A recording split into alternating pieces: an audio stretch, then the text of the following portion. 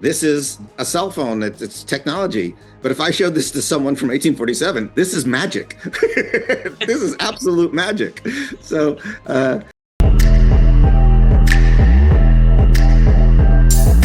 Mr. Devlin, what an honor to speak to you. I mean, I grew up in the 90s and looking at your IMDb page, I mean, how can you not watch, Godzilla and Independence Day and all of those great movies? so, so thank you for making my childhood better, and thank you for now making my adulthood better. How would you you're say welcome. this? How would you say this series compares to all the classic works that you have done over the years?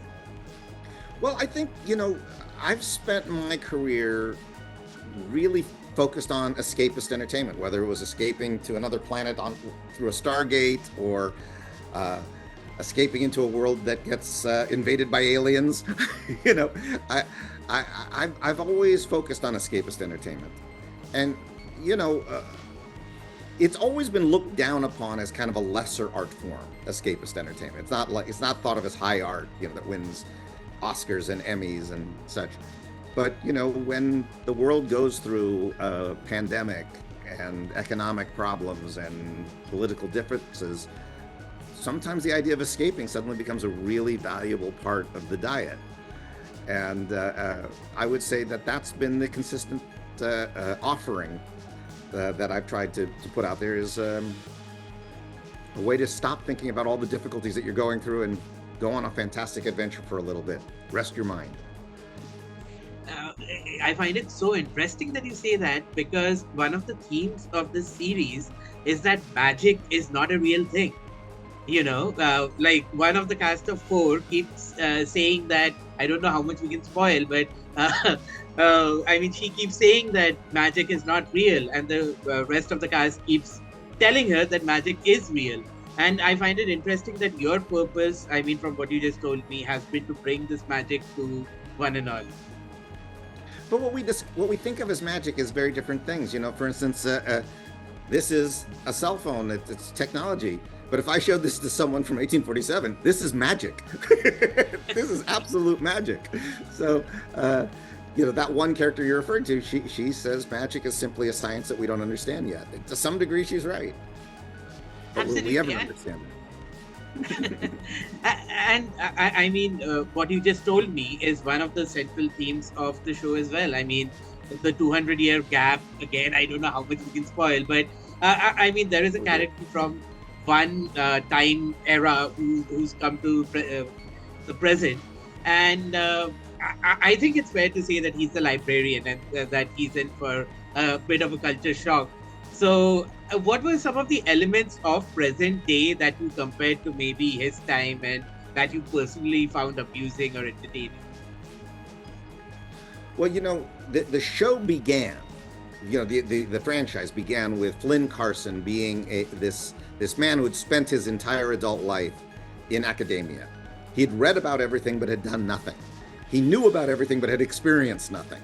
And when he joins the library, he's suddenly thrust out into the world, a world that he's not ever experienced, even though he has a knowledge about it. So he was a fish out of water.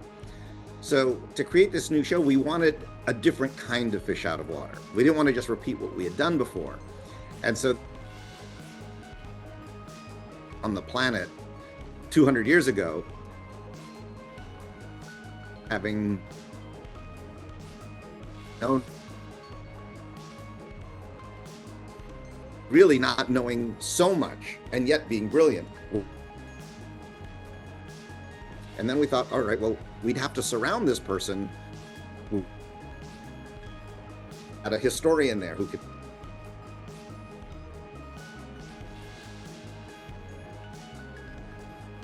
developments and what the internet is. And so that really was of this version of the show. Absolutely. And let me ask you a fun question now. I mean, as someone of Indian origin, what was the inspiration for you to have an Indian kind of librarian? What we thought it would be more interesting if there was a British parent but raised in India with that kind of upbringing and being exposed culturally to things that are very different than what was going on in Britain at that time.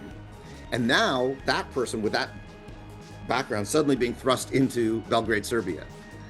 We just thought it would be much more interesting to explore and separate him from, kind of the classic British mad geniuses that we've seen in other shows. Amazing.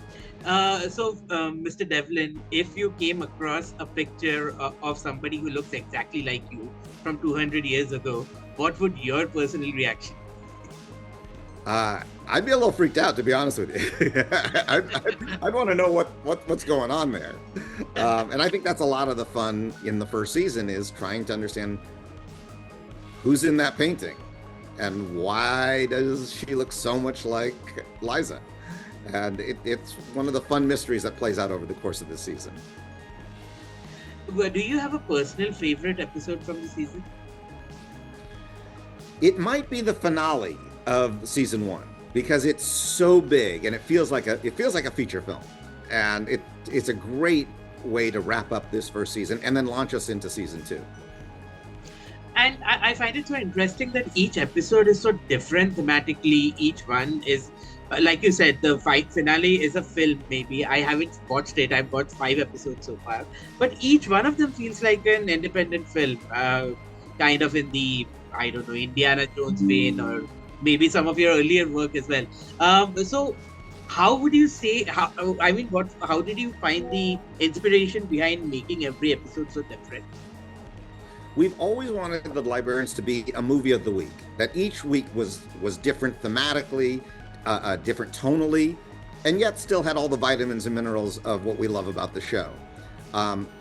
The writer's room on this show might be the strongest writer's room I've ever experienced in my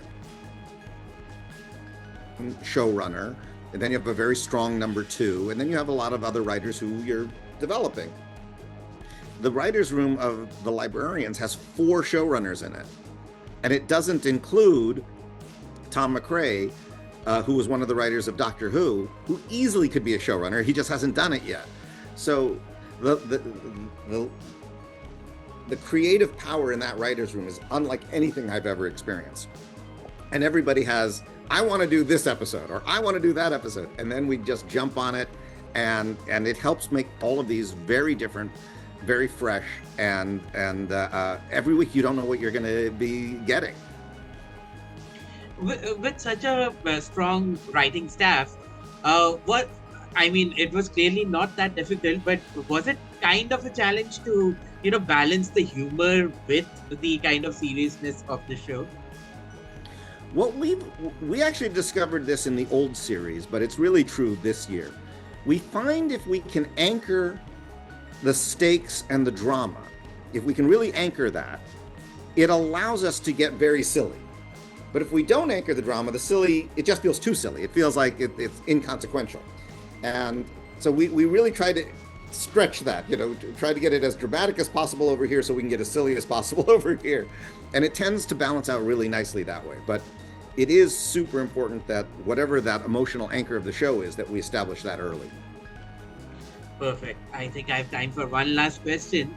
People who are not familiar with this franchise, what are they in for? In for a world of magic and adventure and fun and laughs and occasionally some tears. We tried to design the show that you don't need to have seen the old show. You don't need to have seen the movies. You don't have to watch the old shows. You could jump right in literally on any episode and you'll know what's going on and you'll have a great time. But if you are a fan, we've got a lot of Easter eggs in this series for you. So the long-term fans get some extra bonus goodies. Wow. Thank you so much. It was such a delight speaking to you.